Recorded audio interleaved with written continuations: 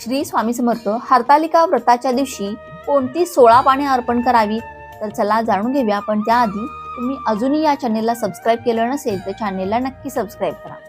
Number 1 बेलपत्र, number 2 आघाडा, number 3 मधुमालती, नंबर 4 दुर्वा, नंबर 5 चाफा, नंबर 6 कण्हेर, नंबर 7 बोर, नंबर 8 रुई, नंबर 9 कडुलिंबाची पाने, नंबर 10 आंबा, नंबर 11 धोत्रा, नंबर 12 डाळिंब, नंबर 13 जाई, नंबर 14 शमीपत्र, नंबर 15 बकुळ आणि नंबर 16 अशोकाची पाने.